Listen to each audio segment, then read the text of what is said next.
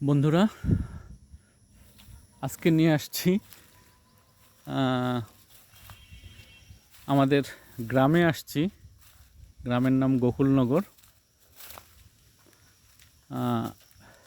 গ্রামে আমাদের পারিবারিক বাগানে ঘুরতে ঘুরতে এমন এক নির্জন বাগানে আপনাদের নিয়ে আসছি, যেখানে মানুষের পদচারণা খুব বেশি নেই বললেই চলে।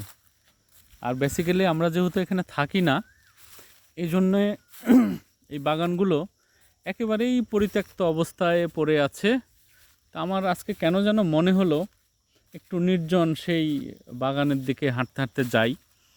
এসে এমন নির্জনতা পেলাম, আসলেই মানে যে কাউকে একা একা ছেড়ে দিলে রীতিমতো সে অত্যন্ত ভীত সন্ত্রস্ত হয়ে যাবে।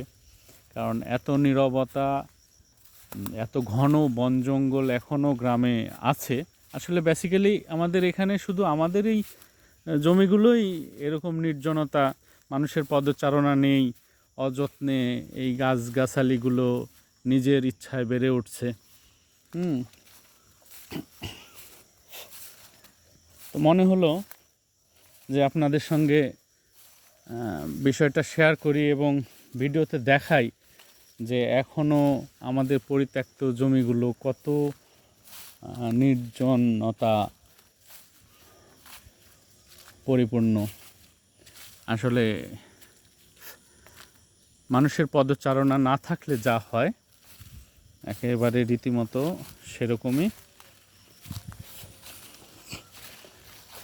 সবাইকে দাওয়াত থাকলো আমাদের গ্রাম পরিদর্শনের জন্য।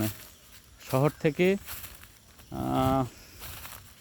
নাটোর 0 পয়েন্ট থেকে জাস্ট 6 কিলো পূর্ব দিকে, এটা হালসা ইউনিয়নের অন্তর্ভুক্ত গোকুলনগর গ্রাম।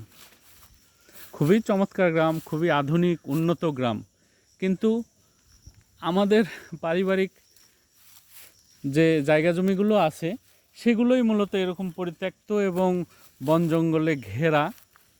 মনে হবে যে ভাওয়ালের গড় অথবা কি বলে পাহাড়ি জঙ্গল অথবা সুন্দরবনের আশেপাশে হয়তো কোনো একটা জায়গা হবে দেখলে মনে হয়। তো সবাই ভালো থাকবেন আর আমাদের গ্রামটা দেখে যাবেন। ধন্যবাদ।